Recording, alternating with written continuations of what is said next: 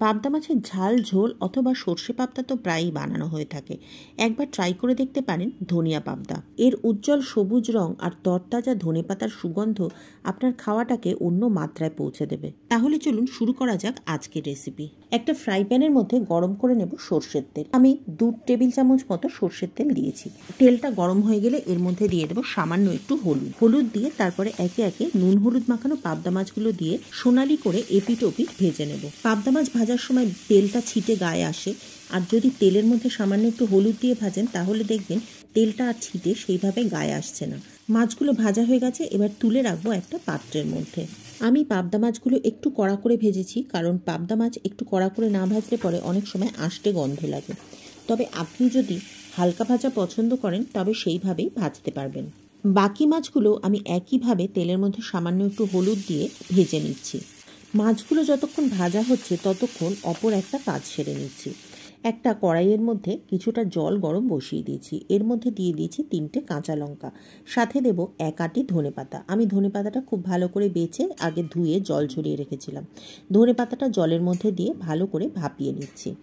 খুব বেশিক্ষণ জলের মধ্যে ভাপানোর কোনো দরকার নেই, মিনিট খানেক রাখলেই খুব সুন্দরভাবে পাতাগুলো নরম হয়ে যাবে। পাতাগুলো নরম হয়ে যাওয়ার পরে জল ঝরিয়ে পাতাগুলো এবং কাঁচা লঙ্কাগুলো জল থেকে তুলে রাখছি। জল থেকে এগুলোকে তুলে নিয়ে সাথে সাথে একদম বরফ ঠান্ডা জলের মধ্যে চুবিয়ে দিতে হবে। আমি আগে থেকেই বরফ পার করে একটা বাটিতে সামান্য জল দিয়ে সেই জলের মধ্যে বরফটা দিয়ে জলটাকে ঠান্ডা করে নিয়েছিলাম। সেই বাটির মধ্যেই এই ভাপানো ধনেপাতা এবং কাঁচা লঙ্কাটা দিয়ে দিচ্ছি।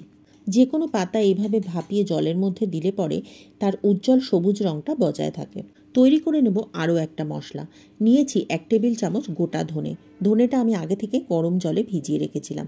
এবার এটাকে মিক্সিতে দিয়ে একদম মিহি একটা পেস্ট তৈরি করে নিচ্ছি। ধনেগুলো বাটা হয়ে গেছে। আমি সামান্য একটু বেশি জল দিয়ে এটাকে বেটেছিলাম। কারণ আমি এরই মধ্যে আগে থেকে ভাপিয়ে রাখা কাঁচা লঙ্কা এবং ধনেপাতাটা দিয়ে আবারও একবার পেস্টটা তৈরি করব। এই রান্নাটায় কোনোভাবেই ধনে গুঁড়ো ব্যবহার করবেন না। গোটা ধনে বাটলে একটা আলাদা খুব সুন্দর স্মেল হয়, আর সেই স্মেলটা রান্নাতে খুব ভালো লাগে। সেই জন্য চেষ্টা করবেন গোটা ধনেটা ভিজিয়ে রেখে বেটে নেওয়ার। গোটা ধনে আর ধনেপাতা মিলিয়ে মশলার যে সুগন্ধটা তৈরি হয় সেটা খাবারে এতটাই ভালো লাগে যে আপনি 1 থালা ভাত একবারেই শেষ করে ফেলতে পারবেন। মশলাটা এবার মিক্সিতে বেটে নেব। দেখুন মশলার রংটা কত সুন্দর উজ্জ্বল সবুজ হয়েছে। এবারে এটাকে পাশে সরিয়ে রাখছি। এদিকে বাকি মাছগুলো আমার ভাজা হয়ে গেছে, সেগুলোকেও আমি এবারে তুলে রাখছি পাত্রের মধ্যে। মাছ ভাজার পর যে তেলটা অবশিষ্ট রয়েছে সেই তেলটা দিয়েই আমি বাকি ঝোলটা তৈরি করব। এছাড়া আমি আর আলাদা করে কোনো তেল এতে যোগ করিনি। তেলের মধ্যে দিয়ে দেবো সামান্য 1 চিমটি কালো জিরে ফোড়ন। কালো জিরে ফোড়নটা দিয়ে এর মধ্যে দিয়ে দেবো আগে থেকে তৈরি করে রাখা ধনেপাতার মশলাটা। ধনেপাতার মশলাটা দিয়ে খুব ভালো করে কষিয়ে নিতে হবে যতক্ষণ না পর্যন্ত কাঁচা গন্ধটা চলে যাচ্ছে।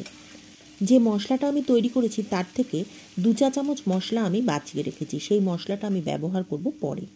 মশলাটা কিছুটা কষানো হয়ে গেলে এবার এর মধ্যে দিয়ে দেবো স্বাদমতো নুন আর সামান্য 1 চিমটি হলুদ। নুন আর হলুদ গুঁড়োটা দিয়ে আবারও বেশ কিছুক্ষণ কষিয়ে নেব। ভিডিও দেখে রেসিপিটা যদি ভালো লাগে তাহলে অবশ্যই একটা লাইক করে শেয়ার করে দেবেন, আর যদি চ্যানেলে নতুন হন তাহলে চ্যানেলটি সাবস্ক্রাইব করে পাশে থাকা বেল বাটনটি ক্লিক করে দেবেন। এদিকে দেখুন মশলাটাও আমার কষানো হয়ে গেছে। এবার মধ্যে দিয়ে দেব জল, তবে এর মধ্যে এমনি জল দেব না। যেই জলটায় আমি ধনেপাতাটা ভাপিয়েছিলাম সেই জলটাই আমি রেখে দিয়েছিলাম, সেই জলটাই আমি ব্যবহার করছি মাছের ঝোলটা বানানোর জন্য। কারণ এই জলের মধ্যে ধনেপাতার প্রচুর ফ্লেভার রয়েছে, আর এই জলটা দিলে ঝোলের ফ্লেভারটাও খুব সুন্দর হয়। জলটা দিয়ে কিছুক্ষণ ফুটিয়ে নেব। ঝোলটা যখন ফুটে উঠবে তখন এর মধ্যে দিয়ে দেব আগে থেকে ভেজে রাখা মাছগুলো দিয়ে আবারও 2-3 মিনিট ফুটিয়ে নেব। খুব বেশিক্ষণ ফোটানোর দরকার নেই, কারণ খুব বেশিক্ষণ ফোটালে পরে ঝোলটা একদম থকথকে হয়ে যাবে। ঝোলটা হবে গা মাখা, খুব একটা ঝোল থাকবে না, আবার একদম শুকনোও হবে না। আগে থেকে সামান্য একটু ধনেপাতার পেস্ট আমি বাঁচিয়ে রেখেছিলাম। মাছগুলো যখন সিদ্ধ হয়ে যাবে তখন এই ধনেপাতার পেস্টটা এর মধ্যে দিয়ে দেব। সাথে দেব কয়েকটা কাঁচা লঙ্কা। আমি এখানে লাল পাকা লঙ্কা দিয়েছি দেখতে সুন্দর লাগার জন্য। আপনি সবুজ লঙ্কা দিতে পারেন, কোনো অসুবিধা নেই। ধনেপাতার পেস্টটা দিয়ে 1 মিনিট ফুটিয়ে নামিয়ে নেব। তৈরি হয়ে গেল ধনেপাতা পাবদা। সামান্য মশলায় তৈরি এই ধনেপাতা পাবদা একবার খেয়ে দেখবেন, এর স্বাদ আপনার জিভে লেগে থাকবে। ভিডিওটি কেমন লাগলো কমেন্ট করে অবশ্যই জানাবেন। যারা প্রথমবার আমার ফেসবুক পেজ থেকে ভিডিও দেখছেন তারা পেজটিকে ফলো করে রাখবেন। তাহলে আজ এ পর্যন্তই। পরের দিন আবার দেখা হবে নতুন রেসিপি নিয়ে নতুন ভিডিওতে।